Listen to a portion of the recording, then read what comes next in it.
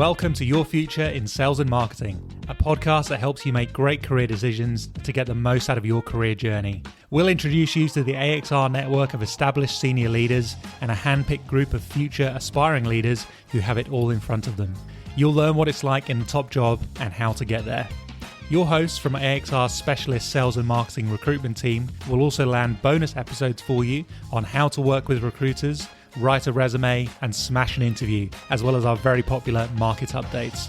It's the podcast that has it all. You can't get this career advice anywhere else.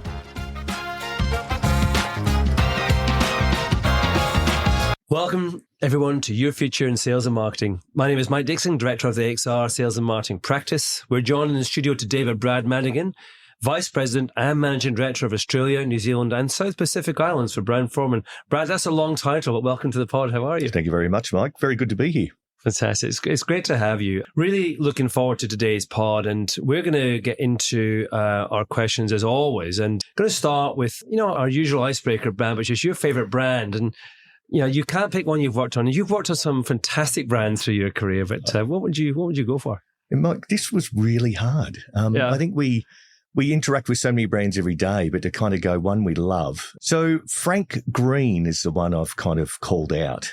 And for those that know Frank Green, they've made drinking water cool again, right? In terms of their sustainable practices, they created something that was functional, a gap in the market, all about, I think originally they wanted to reduce single-use, plastic cups or plastic bottles. And they've created these amazing water bottles.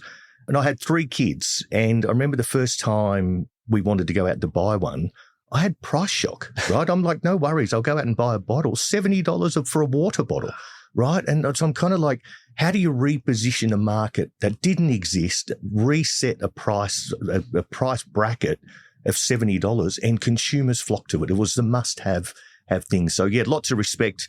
Combined with that sustainability element of what they're trying to achieve, so they're very purpose-driven.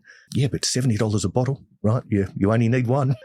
Everyone carries a bottle around, rarely do you have a glass of water now. Everyone's got a bottle with them. So I guess it's part of who you are. Yeah, and it's and the coffee cups. And I haven't made the leap yet to the coffee cups. I certainly got a water bottle. I just kind of, on that go. But, when I look at, the amount of coffee cups I throw out, I kind of probably need to get one. Yeah.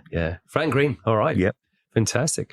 So we're going to go into your career in a second, but let's just take a step back and get to know you a bit better, Brad. So where are you from? Where did you grow up? Tell us a bit about your life before you started working. Yeah. For those that know Sydney well, I'm a shy boy.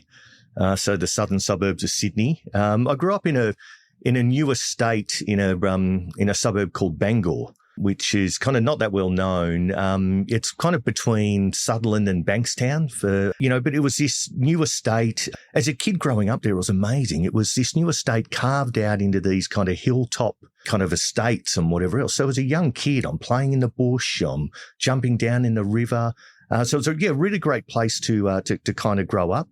And I look back now and, we were deep in the bush on bikes with friends and that type of stuff. And, one rule, be home by dark, no mobile phones. And I kind of go, I can't imagine me doing that with my kids, just letting them with no phone, not knowing where they are. So, I really don't know how my parents coped with that, right? And just as long as I was home by dark.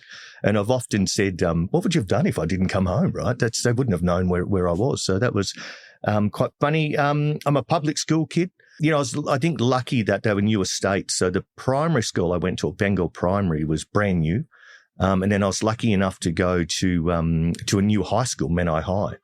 We started as years 7 and 8 with the first 2 years, and then they added a year all the way through. So, was school captain there. So I suppose my leadership journey kind of started early. And that's kind of, the background of what that was. There's parts of that define me, and I kind of don't share this too often, but I grew up in council housing.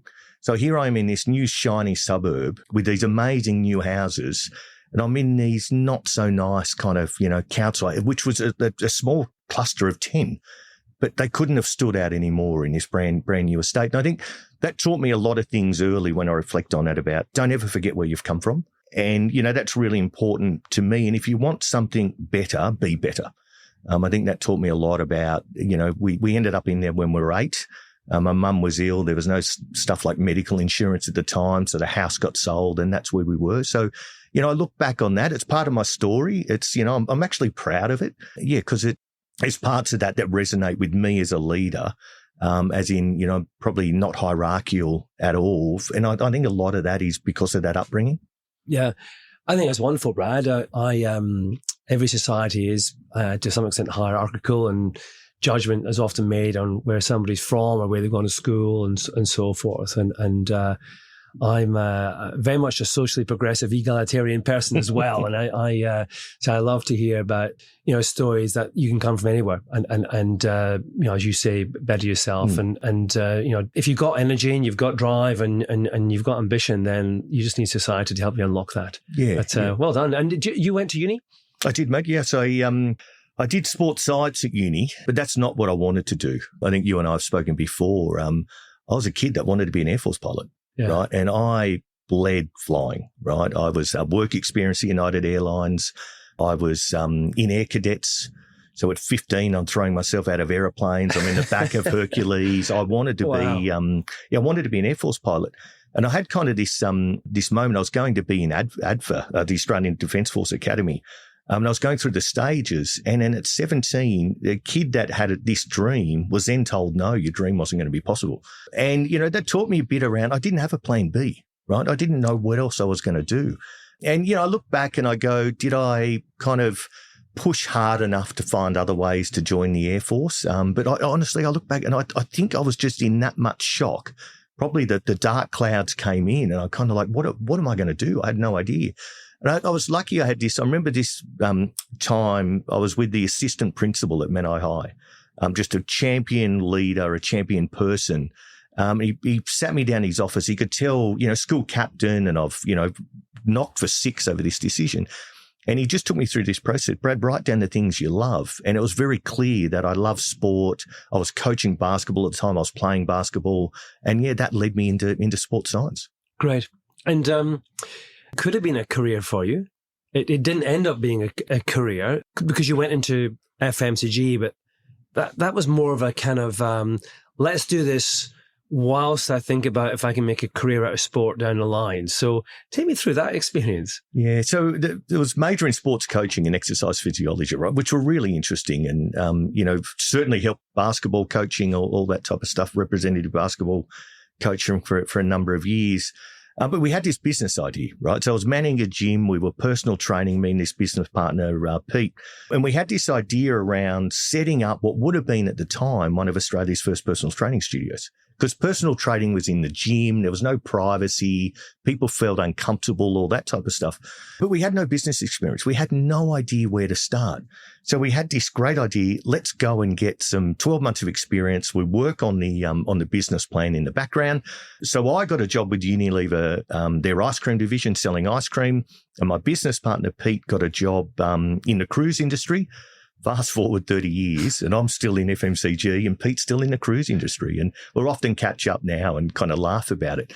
But, I also know how it worked out because for those that know Vision Personal Training, Andrew and Jeff went to our uni and what they set up and created with Vision was very, very similar to the idea Pete and I had. So what we had would have worked, but we just didn't have the experience or know where to start. Did you think, because, you went into FMCG and you say 30 years later, you're still there, right? But so something about it just caught you. But you must look back at Vision and kind of go, well, God, that was a good idea. We could have done something with that. Yeah, and you kind of go, could we have done that? Probably not. Could have, should have. Yeah. No, I think it's all good in hindsight. Yeah. But at the time, gyms were going broke every week in Australia. Right. There was no... So it wasn't the trend we have now the popularity we have now. Yeah, and I think personal training-wise, Vision really changed that, right? They were kind of the first to break out from the big chains and that type of stuff and do their own standalone kind of personal training. And, I used to run into the guys quite often. I haven't seen them now, but they've done a phenomenal job. Yeah. But it's good to see how successful they are, that there was something in that idea. Yeah. And what did you think of FMCG when you first started? What was your kind of perception of, selling ice cream, working at Unilever, a big business? Yeah, so I've gone from this managing gyms, right, to managing ice cream. And I'm smiling because I joined a lot leaner than what I was now. And in the first 12 months, I put on 10 kilos, right? Because, ice cream kilos. Yeah, well, you walk into these mum and dad convenience stores and, because you're helping grow their business and the passion, Brad, do you want lunch? Yeah, at lunch, getting a hamburger and chips and whatever else, right? So you go, wow, how good's this? Yeah. But it catches up with you. So, and I don't think I've ever recovered, but that's all right. But look, I love the, if Diane and, kind of the dynamic part of the nature of FMCG was great. And I was lucky. I think we had a phenomenal team on the trade in New South Wales for Streets where we were really competitive and that brought the best out in each other. Like we'd have monthly targets and, everyone would be cagey.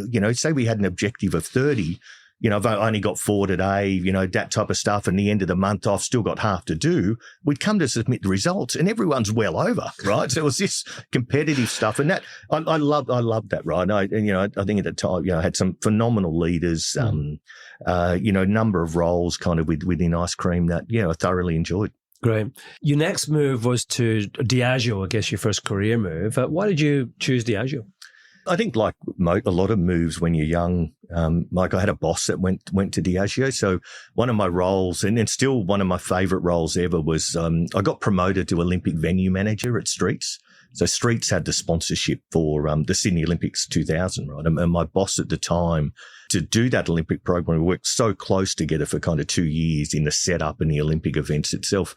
Not long after that, he went over to Diageo and probably, about 2 years afterwards, he gave me a call and said, "Hey, Brad, listen, there's an opportunity. Are you interested?" So I went through the process and was lucky enough to be successful to join Diageo. I think my first role was a national account manager for on-trade. I was looking after, it was funny, I look back now, it was like looking after all the things that they didn't have a home, right? At the time, it was the themed Irish pubs, it was 5-star hotels, it was caterers, events, because I'd had some of that experience, so piecing all of that together. But it was a fantastic introduction to Diageo at the time. Yeah. And did you kind of get a sense even then, Brad, that liquor was a place that you had a longer term home? Yeah, I did. I kind of, if I go back to Diageo, the first 12 months, I was blown away by the capability of Diageo. Mm. Now, I come from Unilever, which is a really fast-moving organisation in the ice cream division. That's not to talk down the capability of that, but this was a different level. This was, and when I look back at some of the team I worked with at Diageo, a lot of them are now senior leaders within Australian liquor or Australian FMCG now. It was just a really amazing group of people at the time that have gone on to do some wonderful things. Yeah. So that first 12 months, I felt like a bit of a fish out of water. I was like, wow, do I belong here? But there was something about that industry, the vibrancy of the Australian liquor market, the brands, the people, the pace. And I generally fell in love with it. Yeah.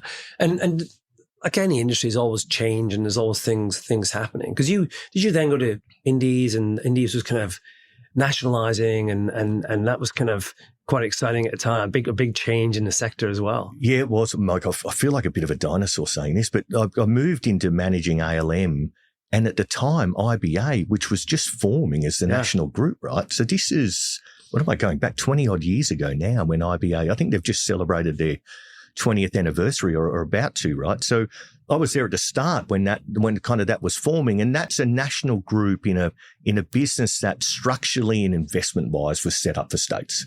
Right. So it felt like at times there was this constant arm wrestle between national and state and, where the money was invested and all that type of stuff. And, I think that was a transition for every organisation at the time, right? Because this was relatively new. IBA was a number of state groups kind of coming together, new banners created, and there was a bit of a lag effect. So kind of working at the forefront of that was amazing in terms of what was going on, but also challenging in terms of the internal structures and way of working were a bit slow to kind of catch up. Yeah. It's interesting, I think was a while ago, understanding that the industry we have today is not always the way the industry was. For a lot of listeners, that's quite interesting for them to know that. Also, as well as when you look at people like yourself, Brad, leading businesses today as you are at Brown-Forman, the career path isn't always perfect. And you sometimes make a step, you go, that wasn't, or didn't turn out the way I expected to. Because your next move kind of probably was that for you. you stepped out of Diageo, you joined SONY, an incredible business from the outside looking in, but it wasn't for you, it seemed. Yeah, it was one. I look back at that, and it was a time when I was unsettled at Diageo because of this state national type. But I just had a review that I thought was undeserved, and kind of a lot of the feedback was about that tension. And I'm kind of like, and then I got a phone call from a recruiter, ironically, right, that said, "Hey, Brad, we've got this amazing opportunity at SONY, heading up Bravi, the Bravi division for these amazing key customers." I'm like, okay, that's interesting. Went through the process. And I got the role, right? And I think in hindsight, I probably got caught up in that I got the role, and, the ego got a bit of a boost, and I'm like, wow. But yeah, it was really different, Mike. It's not easy to describe, to go, what was it? It's a feeling.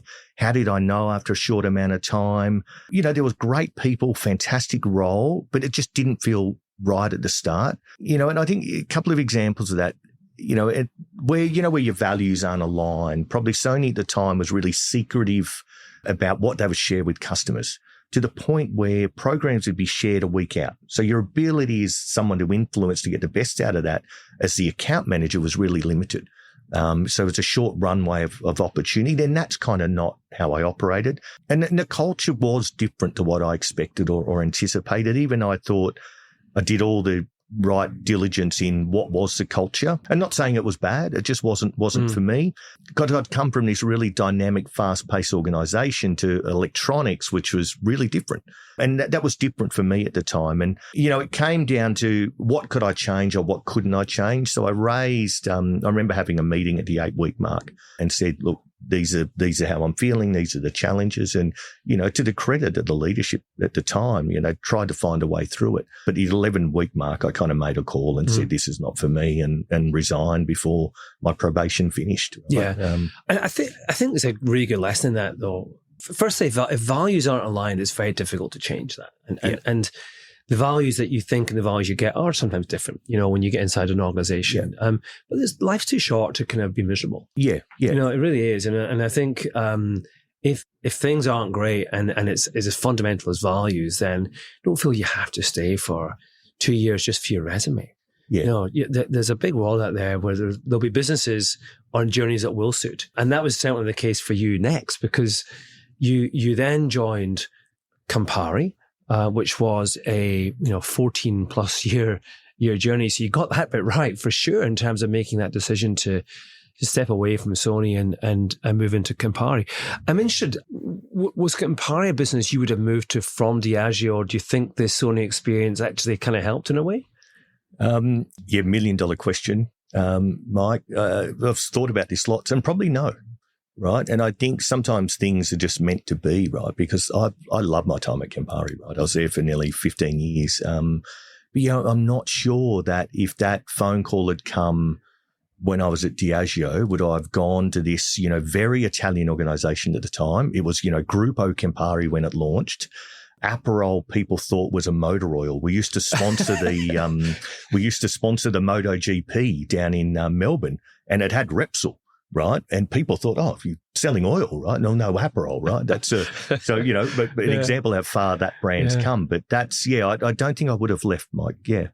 Yeah. No, and it's interesting. You started to talk about Campari there when you joined. It's a business that everyone's so familiar with today. I think because of that journey, it's come a long way, and testament to you and a lot of people who have helped that. But could you see the potential back then, or what was it that you thought, this has something? Yeah.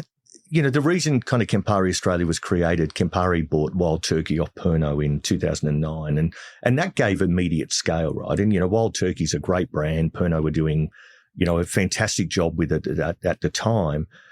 We'd also, Riccadonna, Sky Vodka were doing well on the back of, I think, Foster's or CUB had those at the time. So there was an element of scale. But if you looked at kind of the core Campari brands of Aperol, Campari, they were unknown, right? They were kind of sitting dusty on shelf, and people really didn't know what to do unless you're Italian. There was really limited Italian distributors and wholesalers at the time. Pretty niche then.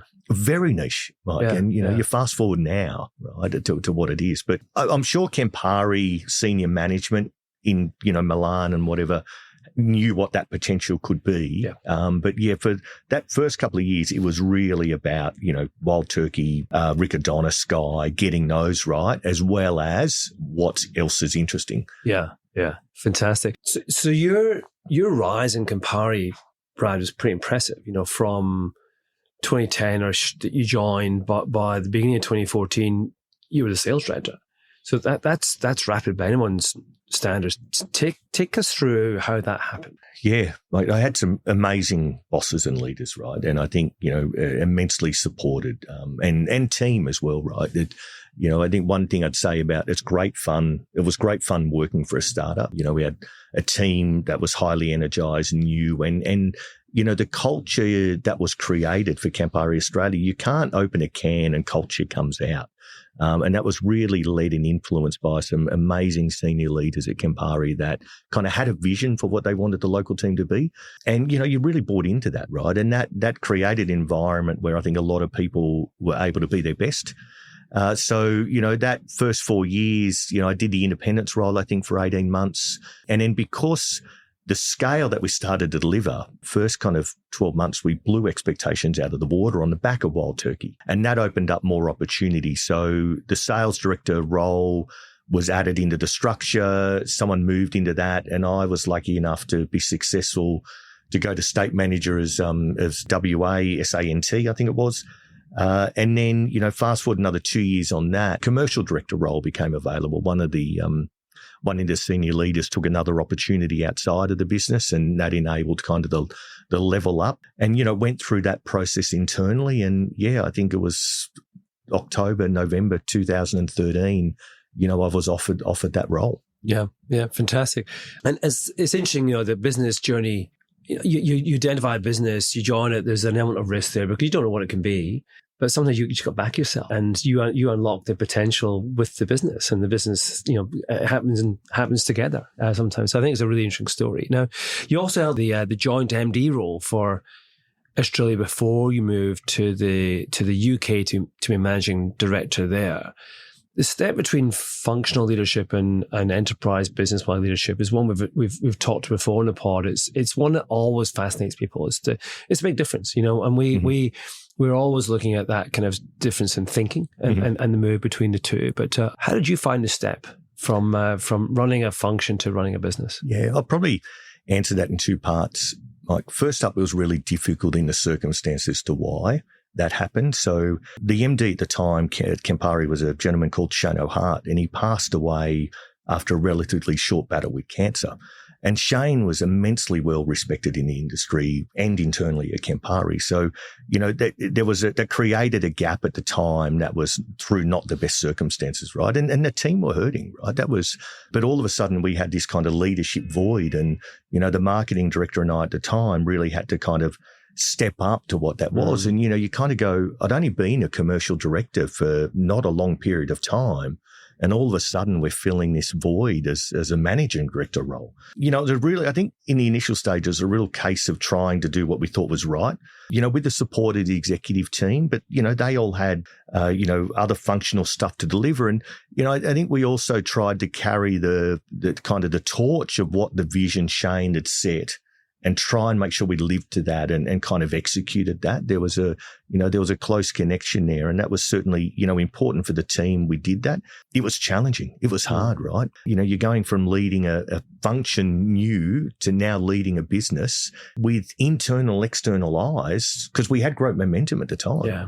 All kind of looking at you to kind of go, hey, how are we going to get through this? That's tough, particularly in the circumstances you describe, Brad. And how long were you kind of running that role before the UK opportunity came up? Yeah, so we went in and out of that. We had another MD join us, I think, about 18 months later. Right, okay. So it was a period of time, about 18 months we did that, and then kind of the handover and all that type of stuff. And then what was great to come back into, that commercial director role, but I'd also had more awareness and probably a greater lens by having that 18 months experience as an MD to then that certainly helped me be a better commercial director, because you had greater knowledge in a way, or greater connection of what was really important and what wasn't. Yeah, it's that connection between function and the business, which is actually the crucial thing. Yeah. Your head down delivering your function, but it has to mean something to the business. And I think the breadth of that was important, right? Yeah. And I look back, and whilst it was tough, it grew a tremendous amount in that role. Yeah, so I was fortunate enough to come out the other side of that. I remember going to the office one Monday. I didn't even know the role was available in the UK, and was called into the MD's office at the time and sat down at a table not dissimilar to what we're at. And he had this big smile on his face. And I'm like, oh, okay, what's going on here, right? I thought, hang on, am I being found out? Yeah. Was kind of, Brad, you're the candidate for this MD role in the UK. Got an interview tomorrow night. And if you pass that, you're through. And I knew by the following Thursday, by that Thursday at the end of that week, right, that I was going to the UK. And you can't do this without supportive partners, Mike. And I remember, that meeting Monday at 11 a.m., I rang my wife, said, hey, wow. And her first comment was, when do we go? Wow. Right. So you kind of go, great. You can't do this stuff by yourself. Had kids at the time, and you kind of go, wow, like you couldn't ask for any more support or endorsement to move to the other side of the world. Yeah. And what did you step into? You and the family, what year are we talking, and what sort of business was Campari? Yeah, so I'd probably say Campari UK, we were late to the party, right? In the UK, we'd only had an in-market company, I think, for 3 years before I joined. And you think it's the third largest spirits market in the world. And we'd had low representation. And part of that, unlike Australia, say, where we bought Wild Turkey, Campari bought Wild Turkey, that gave scale to launch. It wasn't until, I think, 2016, I might have the timing wrong, maybe it was 14, where they bought, I think, Appleton Estate Rum. They gave them a little bit of scale in the UK, but still there was no kind of anchor brand as such in the UK. So, getting there, recognised, I think, straight away the amazing potential. The vibrancy of the UK market is just, unless you kind of been there, it is really hard to describe. And you think at the time it had a number of the world's best bars. We had some tough people decisions to make, and, kind of made those. And I think learned at that time the power of creating a vision that people could connect to. And the benefit or power of that internally and externally. So huge opportunity. And where did you take it to? You're there for 5 years? Yeah, for just over 5 years. Yeah. You kind of go, I am smiling for those that can't see the podcast. We grew Aperol phenomenally, right, in the UK, and tough in that market, right, because everyone had seen the growth of, all our competitors had seen the growth of Aperol in Europe. And this is not happening in the UK, right? And the amount of money that brand spent to just go up against Aperol was insane.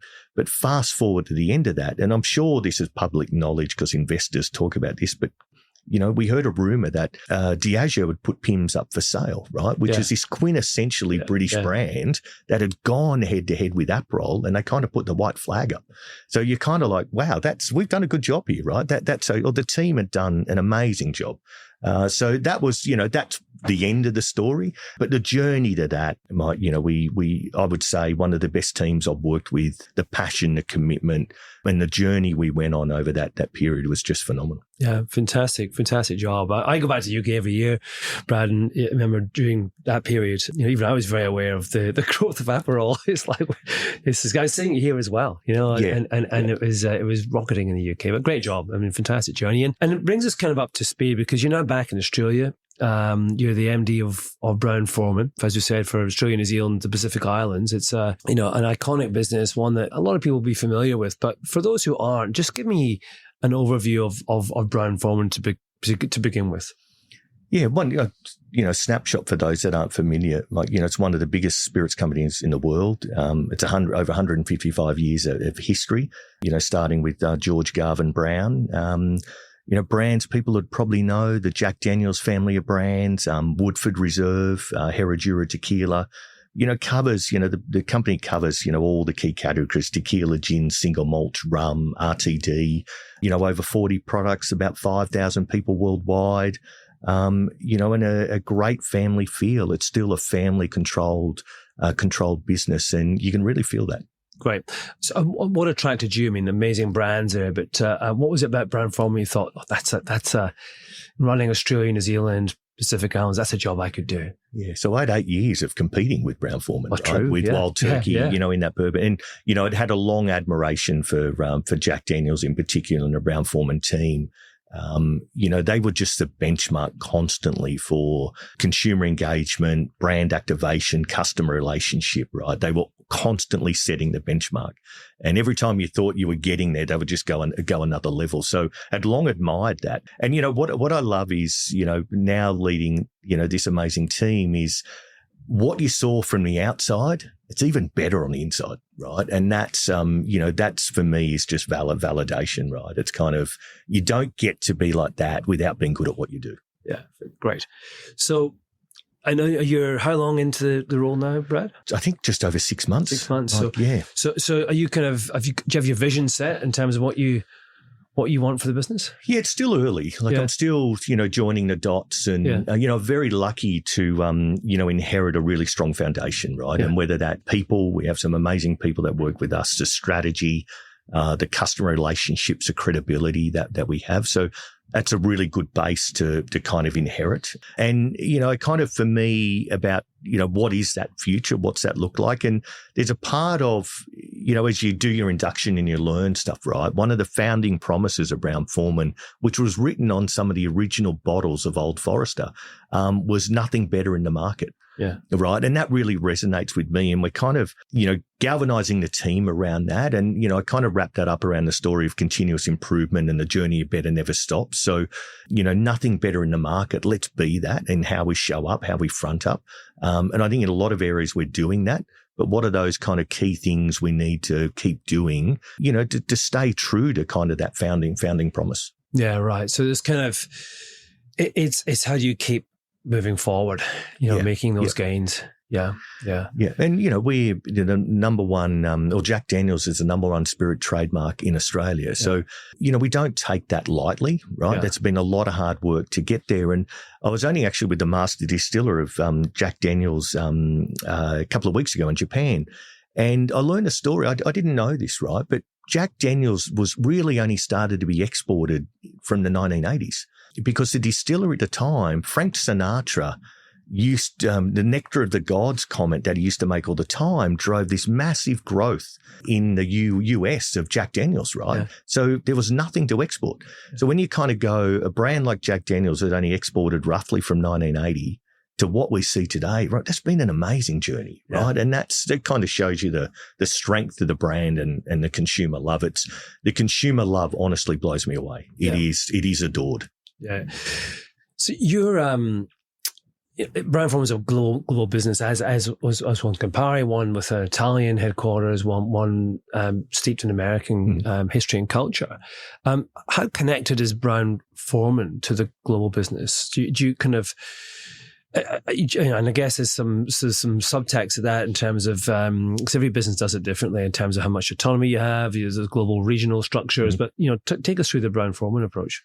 Yeah, so we've got a really good balance between, what I call local, glocal, and global, right? Because there's all different stakeholders within that. Everyone's got different responsibilities. And, I really feel, there's a commitment to success in supporting each other, right? It's not a territory marking part. There's a challenge in Oz. Hey, who can we lean on to fix that? Or, hey, Oz does this really well. We got a challenge in another market. How do we fix that? And, that really stands out. I think sharing a talent, but it's also the right balance of local autonomy and the accountability, so great, knowing you've got that support, but permission to try things, to do things locally, that's really positive for the team, right? Because not all ideas come from the top or whatever, they come from many forms in an organization. So it's really good to be able to, have some of that local autonomy. You've got a real I get a sense of good degree of self-awareness, Brad, as the sole leader you are and how that's developed over the years. As a managing director of Brown-Forman, do you approach that role in the same way as you were a managing director of Campari, or because the playing field's different, is the role different? Yeah, I might go back, if I can, to commercial director in Campari, right? I was a terrible leader for the first 2 years, right? A terrible leader. And I say that's probably a harsh mark. And, hopefully the team I was with, listening to this and kind of go, oh, Brad, you're being hard on yourself. Yeah. Some might agree, right? I don't know. But I was in this stage where you've come out from your peer group and you thrust into this director level role, right? As well as closing the gaps to the MD. And I was in this spot where I thought I had to have all the answers. I thought I needed to be right. And that then led to over control, right? So you stifle ideation, you stifle empowerment. And it wasn't, I think, until I had some 360-degree feedback. And, there's some stuff I really had to lean into that, right? And whether it's conscious or unconscious, but yeah, that was an awakening moment for me. And I'm a very different leader now to what I was then. But I'll be a different leader in another 5 years, right? Because that just continuous leadership journey doesn't stop. And, I'm learning every day. And yeah, that's, changing organizations from Campari. I think the fundamentals, Mike, are still the same. It is really about people. It's about enabling, clearing blockages, setting people up for success. That's the key things. I don't need to have all the answers. But, making sure we've got a team that can come up with that and we can, be nothing better in the market. And that's what's really important. Yeah, it's a great lesson there, listeners, for those who are perhaps early on in their leadership career where you feel you have to be the voice of everything. You don't. But being able to listen and work with your team is far more effective. Great. I want to just talk a little about the marketplace. We do a lot of work in the liquor sector, Brad, and it's been a tough, 12, 18 months. What's your kind of view? What do you think the market looks like? And bear in mind, we're recording this in June, towards the end of the financial year 2025. If you're listening to this and you have a different view, but sitting as we are today, what do you think the next 12 months looks like for the market? There's definitely green shoots. Mike, I think a lot of the trends will continue. Premiumization, so people drinking less but better. That's very evident. When I say premiumization, I'm not heading into deluxe in Australia, but people stepping up from, maybe a mainstream brand into a more, still potentially within the same brand, but certainly drinking better because people are drinking less. If I look at RTD, which is a big category, or ready to drink is a big category we play in, penetration has nearly doubled since COVID. Right. So there's nearly twice as many people drinking ready to drink than what there was pre-COVID. So that remains a big opportunity. And I was talking to a retailer the other day and they had over 200 presentations of new RTDs or ready to drink in the last 6 months. Right. Wow. So that category is going to continue to heat up. Cocktails, I think, is here to stay. Pricing will be important and value for money of what that looks like. So, and I think that's in that part of drinking better. People are starting to be a little bit more curious and creative in, okay, well, I like this as a base. What's available to drink that within in a cocktail occasion? So that's kind of what I see over the next 12 months. Yeah, great. Fantastic. I want to conclude, Brad, a little bit more on just on career advice, and thanks for your views in the market there. One of the things you and I talked about in prep for this was that the value of your overseas experience. And it feels to me, and I don't know if there's a COVID thing, that fewer Aussies are taking career moves overseas compared to, you went back 10 years. How important was it for you for your career and spending time out of Australia? I can sit here easily and say I wouldn't be here now in this role if I didn't take those moves. It's fundamentally important because it drives different breadth. It drives different perspective. Australia, we forget we are quite remote compared to Europe or the US. And it's different, right? So lots of personal growth as well, because all of a sudden you move to these cities or markets without your family network, your friend network. You've got to reestablish yourself. So there's lots of personal growth within that. And you're embedding yourself with different teams, building different connections.